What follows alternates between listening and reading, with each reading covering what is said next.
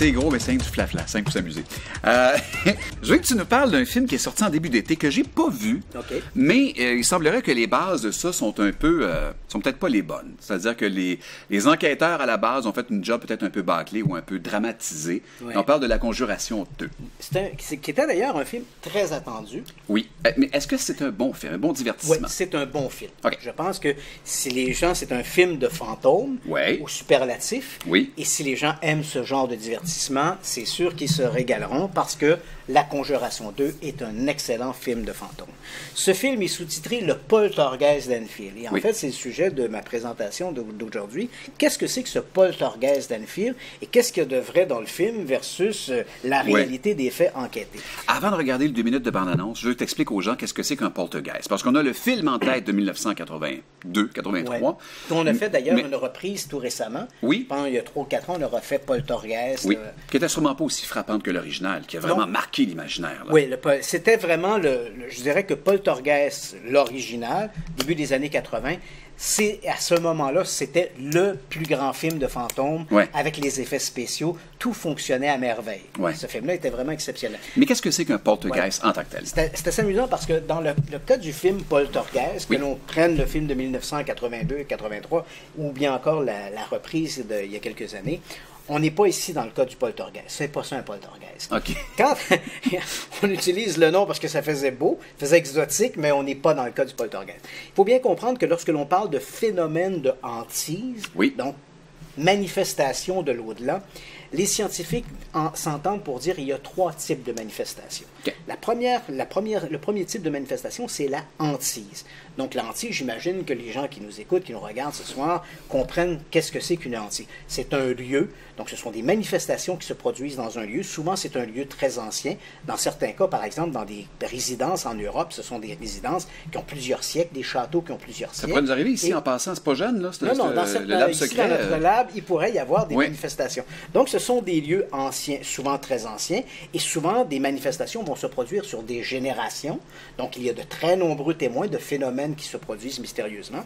Dans certains cas, il peut y avoir des apparitions, quoique tout de suite, je vais dénoncer ça. Quoi? Les apparitions, dans le cas des phénomènes de hantise, les apparitions comptent pour à peu près seulement 1% des phénomènes associés aux fantômes. Donc, c'est très rare, la fameuse apparition du fantôme. C'était un gars, puis il y avait un peu bu ce soir-là, fait que on n'en parle pas. C'est pas le lot de la manifestation. Donc, ça, c'est un phénomène de hantise. C'est le lieu.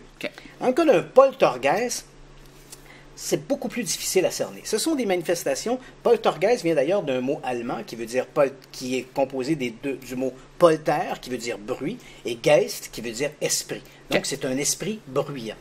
Et tu le comprendras, on n'est pas certain s'il y a réellement un esprit dans l'affaire, mais enfin, les manifestations de poltergeist, ce qui les caractérise, ce sont des manifestations qui sont spontanées. Elles vont apparaître un bon après-midi à 2 heures, soudainement ça se met à faire. Ce sont des manifestations destructives. Est-ce que tu me dis c'est que c'est pas uniquement la nuit? Non. Et ce sont des manifestations destructives. Entendons-nous, quand je dis destructives, c'est des coups frappés dans les murs, des meubles qui se renversent, des potiches, des bibelots qui sont lancés sur les murs. Elles apparaissent spontanément. Comme je l'ai mentionné, elles peuvent arriver soudainement un après-midi, elles commencent, elles vont perdurer pendant quelques jours, quelques semaines, et puis elles vont s'arrêter aussi soudainement qu'elles ont débuté. Pas de raison pour débuter, pas de raison pour arrêter. Dans certains cas, rarement, mais dans certains cas, on a vu des poltergeists qui ont perduré pendant des années. Mais généralement, on parle plutôt de quelques semaines, quelques mois. Ce qu'il y a de particulier dans les cas de poltergeist, c'est qu'il y a généralement au centre de la manifestation ce que l'on va appeler l'agent du poltergeist. C'est généralement un adolescent ou une adolescente d'âge pubère ou prépubère qui vit des problèmes émotifs. Et soudainement, c'est comme si ces émotions étaient transmises et se manifestaient de manière surnaturelle. Au lieu, je suis en colère, au lieu de frapper sur la table, il y a un coup qui va résonner dans un mur. Je suis en colère, au lieu de prendre une potiche et la lancer dans le mur, la potiche bondit elle-même vers le mur.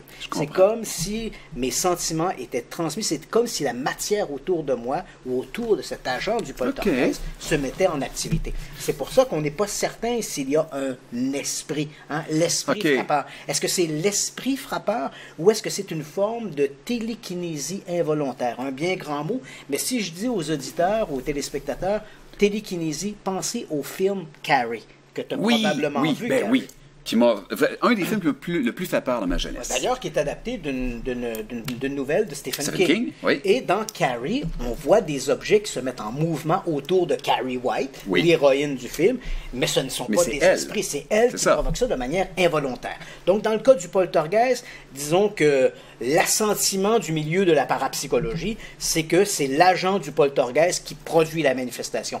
Il n'y a pas de transcendance, il n'y a pas un esprit de l'au-delà qui se manifeste, simplement un adolescent troublé qui provoque ces manifestations autour de lui. C'est le poltergeist. La troisième catégorie, on va sûrement en parler dans une prochaine émission, c'est le phénomène de la possession. Alors là, on n'est plus dans le cadre de l'esprit ou de la hantise, on n'est plus dans le poltergeist, on est réellement dans le cadre d'une possession. Et c'est pas toujours une possession diabolique. Hein? Les médiums. J'ai ma vision des faits, j'ai hâte d'en parler. Oui, il y a des médiums qui se mettent en transe, ils vont canaliser un esprit. Donc, c'est une possession volontaire. Mais c'est sûr qu'ici, en Occident, quand on parle de possession, on pense bien sûr à la possession diabolique. Et il y a des cas bien recensés, bien documentés. Un en particulier qui a donné lieu à un procès en Allemagne sur lequel j'ai enquêté. L'affaire de Annelies Michel. Et prochainement, dans une émission, on pourra en faire entendre des bandes audio de ces enregistrements. C'est tout à fait spectaculaire. Donc, on a nos trois types de manifestations. Hantise, poltergeist, possession. Bon. On arrive à notre affaire du poltergeist de Haddonfield. Oui. Veux-tu qu'on regarde la bande-annonce avant? Regardons la bande-annonce du film. Ça dure 2 minutes, mais ça va vous mettre dans le bain. Puis après ça, on va non seulement vous parler du poltergeist, mais également des gens qui sont derrière ce film-là. Plus ou moins fiables, je vous dirais. On regarde ça. Vous êtes dans ma maison. Allez-vous-en tout de suite. Non, ce n'est pas votre maison. Maintenant, dites-moi quel est votre nom. Je m'appelle Bill Wilkins et j'ai 72 ans. Qu'est-ce que vous pensez de cette voix? Il a l'air désorienté. Il est sénile? La voix sur cet enregistrement est celle d'une petite fille de 11 ans. Ils appellent ça l'Amityville anglais. Cette famille a désespérément besoin de notre aide. Après tout ce que nous avons vu, il n'y a plus grand-chose qui puisse nous ébranler. Mais ce dossier-là, il me hante encore aujourd'hui. Est-ce que tu as l'impression d'entendre cette voix dans ta tête? C'est plutôt comme si elle venait de derrière moi. Comme si elle se servait de moi. Tout va bien, Janet? Ne m'appelez pas Janet. C'est une petite fille adorable. Qu'est-ce qui lui arrive? Un esprit malfaisant essaie de la forcer à commettre le péché ultime. C'est-à-dire un meurtre, le suicide, ou bien les deux.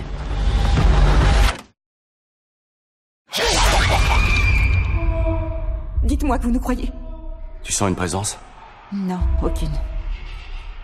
La seule chose que je sens, c'est leur peur.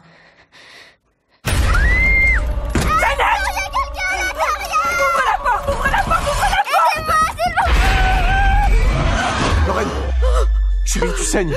Qu'est-ce qui se passe? J'ai eu une prémonition. J'ai vu ta mort.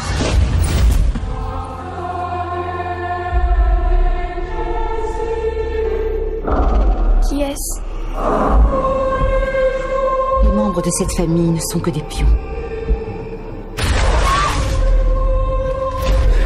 Quelque chose d'inhumain veut te tuer.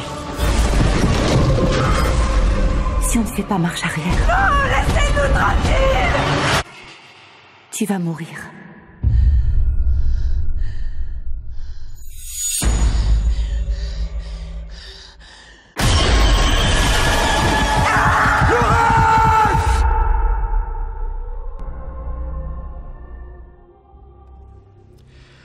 Alors voilà, excellent film que tu as vu, bon divertissement, mais comme on disait tantôt, parle-nous un petit peu du film en tant que l'histoire. Bon, d'abord, le film, il faut se dire que il a été réalisé par James Wan, le même qui avait réalisé La Conjuration 1. Oui. D'où le titre La Conjuration 2. C'est bien fait, hein? Il y a un concept. Et donc, dans La Conjuration 2, on retrouve en fait les mêmes héros que dans La Conjuration 1, c'est-à-dire le couple Ed et Lorraine Warren, qui sont interprétés ici par Vera Farmiga et Patrick Wilson, qui reprennent ces rôles-là. Donc, c'est un couple de démonologues américains. On va revenir d'ailleurs sur les Warren. Oui. C'est un couple de démonologues américains. Tu les as rencontrés en passant. Oui, à plusieurs reprises. Et j'aurai quelques anecdotes à te raconter. Donc, cette fois, ils sont invités à se rendre à Enfield, qui est une banlieue ouvrière du nord de Londres, où il y a des manifestations surnaturelles qui se produisent. produisent. Et là, le film va s'enchaîner sur cette histoire de poltergeist dans cette résidence de Enfield. Maintenant, quelle est la véritable histoire du poltergeist d'Enfield? Donc, oublions un instant l'histoire des Warren et leur implication dans l'affaire du poltergeist d'Enfield et regardons l'histoire elle-même de ce poltergeist d'Enfield. Parce qu'on a dramatisé pas mal, semble-t-il, à partir des faits de base. Beaucoup, mais à partir d'une histoire qui, à l'époque, avait défrayé la manchette en Angleterre. C'était l'histoire de fantômes. À un moment donné, dans le film, on nous dit cette histoire, c'est un peu le Amityville d'Angleterre, le Amityville de Londres. Et cette expression n'est pas trop exagérée. À l'époque, en 1977, l'affaire du poltergeist d'Enfield date de 1977. À l'époque, cette affaire-là avait défrayé la manchette et c'était devenu en effet la grosse histoire de fantômes. Alors, je te place un peu dans le contexte de l'histoire. Comment tout ça va se produire? On est d'abord, tout ça va commencer le 30 août 1977. Les enfants, là ici on est dans, c'est une maison, je l'ai mentionné, c'est un quartier ouvrier de Londres, quartier d'Enfield. Ce sont des gens relativement pauvres. Et là, ici, on est en présence de Madame Peggy Hudson, qui est née Harper. Elle a 4 enfants. Elle a d'abord Margaret, 13 ans, Janet, 11 ans, Pete, 10 ans, et Jimmy, 7 ans. Le petit Jimmy, d'ailleurs, qui ne sera pas vraiment présent lors des événements. Et donc, dans la soirée du 30 août, les enfants vont se plaindre à la mère en disant on entend des grattements, des coups frappés dans le mur. Les filles partagent une chambre, évidemment, Jeannette et sa sœur Elisabeth, et là, Margaret, pardon. Donc, ils partagent une chambre et là, ils entendent comme des coups frappés dans les murs, des objets qui bougent. Ils ont l'impression qu'il y a des trucs mystérieux qui se produisent. Ils en parlent à la mère. La mère dit bon, ben, tout ça, c'est une blague, allez vous recoucher, puis on n'en parle plus. Le lendemain, reprise des événements, les deux filles se plaignent, encore une fois, Margaret et Janet se plaignent de manifestations étranges dans la chambre. Alors la mère décide cette fois de se rendre sur place. Elle s'assoit, les deux fillettes sont couchées, la mère s'assoit sur un fauteuil à l'entrée de la chambre, ferme la lumière et là attend quelques instants. Et soudain, elle entend une sorte de grattement, elle ouvre la lumière et voit un meuble qui se déplace de lui-même sur le plancher de la chambre. Alors, évidemment, Mme Hudson est convaincue cette fois qu'il y a quelque chose de surnaturel et elle croit même qu'il y a des gens dans la maison. Pourquoi arrive-t-elle à cette conclusion difficile? Mais bref, elle ramasse la marmaille. J'ai mentionné tantôt 2 garçons, 2 filles, mais un des garçons, le plus jeune des garçons, Jimmy, n'est pas à la maison à ce moment-là. Il est chez un membre de la famille. Donc, tout va tourner autour des 3 premiers enfants, donc Margaret, Janet et Peter. Donc, Madame Hudson prend les 3 enfants, va chez un voisin, et là, elle explique un peu ce qui se passe. Le voisin va se rendre chez Hudson et va faire le tour du propriétaire, ne voit rien, mais décide quand même d'appeler la police. Donc, il y a 2 policiers, 2 constables qui vont se présenter chez les Hudson. Et là, on se trouve sur une rue qui est Green Street à Enfield. Les policiers débarquent, font le tour de la maison. Et pendant qu'un des policiers se trouve au premier étage, il y a une femme policière qui, elle, est au premier étage et elle voit un fauteuil qui se déplace sous ses yeux. Oh my God, OK. Et elle va remplir un procès verbal à cet effet-là. Elle va dire à Mme Hudson, c'est vrai qu'il y a des trucs bizarres chez vous, mais on ne voit pas d'activité criminelle. Alors, que fait-on? Comment arrêter un fantôme et lui passer les menottes? Voilà. Il n'y a pas de bras. Alors, qu'est-ce qui va se produire? Ne sachant trop vers quoi se tourner, les voisins vont décider de contacter un journal local, le Mirror, qui va envoyer des journalistes. Et là, les journalistes vont être à leur tour témoins de manifestations. Donc là, les jours s'écoulent. On est là, on est au début du mois de septembre 1977. Le Mirror est sur place. On assiste à des manifestations étranges. L'un des journalistes décide de prendre contact avec la Society for Psychical Research, un organisme bien établi depuis la fin du 19e siècle à Londres. Et là, on va demander un type qui s'appelle Maurice Grosse. C'est peut-être un mauvais choix. Maurice Grosse n'est pas un mauvais enquêteur. Mais quelques jours plus tôt, sa fille est décédée. Donc, on a un bonhomme qui est un peu troublé par le décès récent de sa fille. Et là, il est soudainement parachuté dans une histoire de fantôme. Ça va un peu embrumer son jugement. Quoi qu'il en soit, Maurice Grosse débarque chez les Hudson. Et là, on peut dire que l'enquête sur le poltergeist d'Enfield débute. Donc, il assiste à son tour à des manifestations, les meubles qui bougent, les coups frappés dans les murs, tout ça. Donc, Maurice Grosse va documenter ça. Quelques jours après le début de son investigation, par un concours de circonstances, il va faire une première présentation de ses observations devant des membres de la Society for Psychical Research, et par le pur hasard se trouve sur place un individu qui s'appelle Guy Lyon Playfair. Okay. Et Guy Lyon Playfair s'est spécialisé justement, il est membre de la Society for Psychical Research, et s'est spécialisé dans les cas de poltergeist. Alors Playfair se dit, voilà un cas extraordinaire, il demande de collaborer avec Grosse, et voilà que nos deux bonhommes, en tandem, vont se rendre à Enfield, et pendant donc des semaines, voire des mois, ils vont documenter les manifestations d'Enfield. Si je regardais la documentation de ces deux-là, comparativement au film, est-ce que ça se ressemble? Par certains aspects, oui. OK. Donc, on a des manifestations qui sont extraordinaires, coups frappés dans les murs, meubles qui se déplacent. Ce qui est assez particulier, on a par exemple des petits blocs Lego qui sont souvent lancés contre les visiteurs. Okay. Et là, on raconte même à un moment donné que Janet aurait commencé, la plus jeune des filles, aurait commencé à faire des vols planés comme si des forces mystérieuses se saisissaient d'elle dans son lit et la lançaient dans les airs. Okay. Et là, soudainement, Janet va aussi développer une nouvelle caractéristique. Elle va se mettre à parler avec une voix gutturale. En fait, deux voix gutturales. OK. Une voix un petit peu comme ça. Ça, c'est Maurice Mad Dog. Oui, c'est ça. Mais... Mad Dog Vachon ou des chants inuits, un des deux. et là, Janet va parler avec ces deux voix. L'une de ces voix, dit-elle, est un individu qui est enterré au cimetière local, parce que pour m'être rendu sur les lieux, je peux dire que la maison d'Enfield, c'est le 285 Green Street, Okay. pratiquement en face, le cimetière se trouve là. Donc, elles disent, c'est quelqu'un qui est décédé, qui est enterré au cimetière.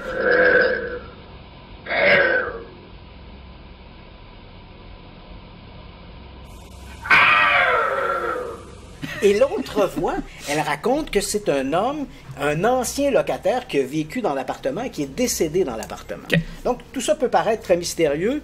Bon, pour la voix aussi de l'individu du cimetière, ça peut paraître tiré par les cheveux. Pour ce qui est de la personne décédée dans l'appartement, ben, c'est quand même de notoriété publique. Les fillettes, par exemple, fréquentent l'école et tout le monde sait que dans la maison, avant qu'elles y emménagent, Monsieur Y qui habitait là est décédé. Donc, OK. Donc, c'était pas une légende urbaine, c'est des choses qui ont été prouvées, ils l'ont connu. Et c'était de notoriété publique. Okay. Donc, les fillettes ne font pas preuve d'une vision ou d'un phénomène de clairvoyance en annonçant.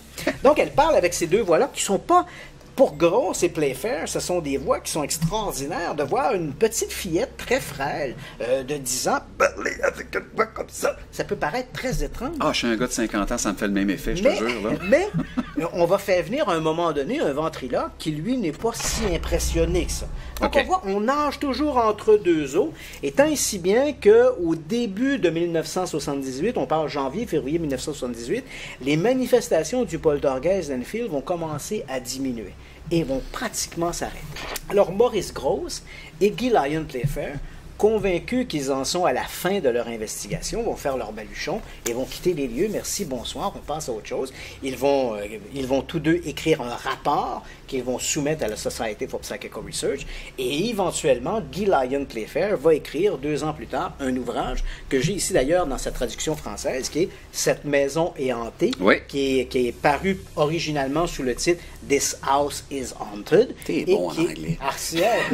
J'ai l'accent. C'est incroyable, va du Texas. This house is haunted. C'est britannique. We'll be back.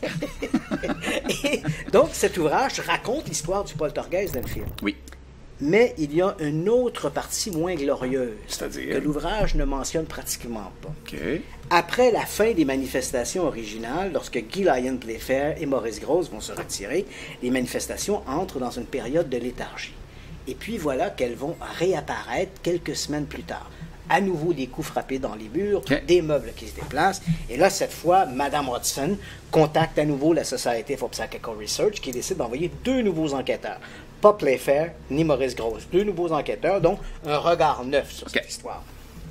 Alors, on a une femme qui s'appelle Anita Gregory, et on a le docteur Beloff qui se présente également sur place, qui lui-même est un illusionniste. Donc, il connaît un peu le... Alors, s'il y a de la trickery autour, là, c'est ça? Et voilà. Et donc, Beloff arrive sur place avec Mme Gregory, et assez rapidement, ils vont surprendre les enfants à falsifier des manifestations.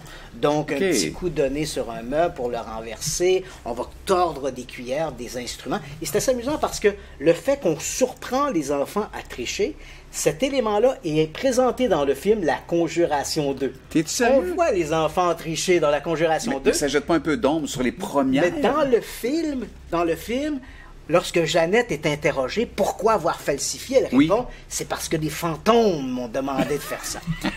mais dans les faits, il en va autrement. Hein? Donc, les enfants avouent, ils sont pris la main dans le sac. Alors, ils avouent qu'ils ont falsifié des manifestations, mais prétendent qu'ils ont manipulé seulement les événements depuis la reprise des manifestations. Non, mais comment les croire? Mais voilà. Ils jurent qu'ils n'ont rien fait lors des premières manifestations, celles enquêtées par Guy Lyon Playfair. Mais déjà là, à ce moment-là, le poltergeist d'Enfield est entaché. Donc, évidemment, il n'y aura jamais unanimité. Ceux qui s'en tiennent à l'analyse menée par Gross et Playfair continuent de croire que le poltergeist d'Enfield est authentique. Oui. Et bien sûr, les sceptiques, eux, vont se ranger du côté du rapport de Beloff et de Grégory, qui soutiennent que les enfants sont en fait les manipulateurs qui ont réussi à tromper les enquêteurs. Ce qui est dommage, c'est que dans la version 1, ils étaient le catalyseur, c'est par eux que ça arrivait. Et dans le deuxième cas, ce sont eux les responsables du fait qu'on les croit plus. Voilà, absolument. Donc, le poltergeist d'Enfield ne fait pas l'unanimité. C'est vrai que c'est l'histoire de fantômes, sans aucun doute, la plus connue des dernières années en Angleterre. Encore aujourd'hui, il suffit de se rendre à Enfield et tous les gens de Green Street, par exemple, vous diront, voilà la maison où s'est produit les événements. C'est un peu comme la maison d'Amityville. Si vous débarquez à Amityville, qui se trouve sur Long Island, en banlieue de New York, et si vous vous présentez sur Ocean Avenue, vous allez non seulement reconnaître les lignes caractéristiques de cette fameuse maison qu'on a vue, mais tous les gens du quartier savent quelle est cette fameuse maison. C'est un peu un point d'attraction. Une attraction un peu macabre, une attraction que les gens n'apprécient pas forcément, ce tourisme surnaturel. Oui, les voisins ne doivent pas être nécessairement heureux de ça. Mais tout le monde connaît la maison du poltergeist d'Enfield. Donc, grosso modo, cette histoire a été un peu entachée par ce que les enfants ont fait. Et on a même, tout récemment, avec la sortie du film La Conjuration 2, on a réussi à retrouver notamment Janet, qui était en fait l'enfant la plus marquée par ces manifestations. Non seulement c'est elle qui aurait été victime de phénomènes de lévitation dans sa chambre, c'est également elle qui parlait avec ses voix gutturales. Oui. Donc, elle était l'élément principal des manifestations d'Enfield. Et pour La Conjuration 2, elle a donné quelques entrevues. Il faut dire que les enfants sont toujours demeurés excessivement discrets par rapport à ces événements-là. Il y a eu ce moment de publicité en 1977, lorsque le poltergeist était évoqué dans les médias, mais après, lorsque l'affaire est retombée, les jeunes sont restés excessivement discrets, ont très très peu parlé de ces événements-là. Et là, pour une rare fois, faut comprendre, Jeannette a reparlé de ça. On voit que c'est une femme qui reste très introvertie. OK. Qui s'exprime très, très difficilement sur ces événements. Tu sens que c'est pas un coup de pub? Non. Okay. Et elle continue de maintenir que les manifestations, que oui, c'est vrai que elle, son frère et sa sœur ont pu manipuler à quelques moments des événements parce que ça embêtait maman, puis ils aimaient ça embêter maman, mais elle continue de jurer que près que 90% des manifestations d'Enfield étaient authentiques. Il y a pire que ça? Oui. Il y a les Warren de qui tu veux parler la semaine prochaine aussi. Parce que dans l'affaire de Enfield, il n'y a pas que le poltergeist d'Enfield. Il y a d'autres vedettes. Et les autres vedettes sont les Warren. Les Warren qui, dès les assises du film, on nous présente ce couple comme un couple de démonologues. Ils ont été les vedettes du film La Conjuration 1. On nous dit d'entrée de jeu qu'ils ont été mandatés pour aller enquêter sur l'affaire du poltergeist d'Enfield. Alors là, vraiment, on a déformé des faits. Et ça, je t'en reparle la semaine prochaine. J'ai tellement hâte. Oh, en passant, juste pour mettre les gens au parfum, tu as rencontré, je le disais tantôt, entre autres la dame, tu me disais qu'elle était excessivement gentille. Et on va se quitter là-dessus. Raconte-moi la fois où tu étais dans le salon et tu disais, là, il faudrait qu'on parte, ça n'a plus de sens. À ce moment-là, Ed Warren est excessivement malade, donc il est alité. Et Lorraine Warren veille sur lui comme une infirmière là, à chaque minute pour s'assurer que son mari ne manque de rien. Et puis à un moment donné, moi, je me trouve là avec un caméraman, un ancien de Radio-Canada, Patrice Massenet, que je salue s'il nous regarde ce soir. Et donc, je suis là avec Massenet et à un moment donné, Mme Warren se lève et nous dit « Écoutez, je vais aller voir Ed et je vous reviens dans une minute. Okay. » Et là, dès qu'elle se lève, je regarde Patrice Massenet puis j'ai dit « Écoute, si on s'en va pas maintenant, elle va se mettre à nous faire des biscuits. » Donc, c'est une bonne grand-maman qui était excessivement accueillante, qui était excessivement plaisante. C'est rentré pour toi ce matin. Oui. Ça vient, je pense que c'est quelqu'un que tu connais. Il y a une note dedans, je vais t'inviter à le lire. Oh non! Les biscuits de Mme Warren! C'est elle qui t'a laissé une note. Je sais pas ce qui est écrit. Aïe, aïe, aïe. Écoute, je vais me permettre de prendre mes lunettes. C'est pas un problème. Hi, Kristen. You have a camera left as soon. Wanted to give you some cookies. Just more and not good days. Ben, merci, Lorraine. On va en reparler la semaine prochaine. J'espère que cette première édition vous a plu du Lab Secret. Christian Page, Éric Nolin, amusez-vous bien. Si vous avez des suggestions à nous faire, faites-les par le compte Facebook sur lequel vous êtes présentement. Bonne semaine et à bientôt. Bye. Salut.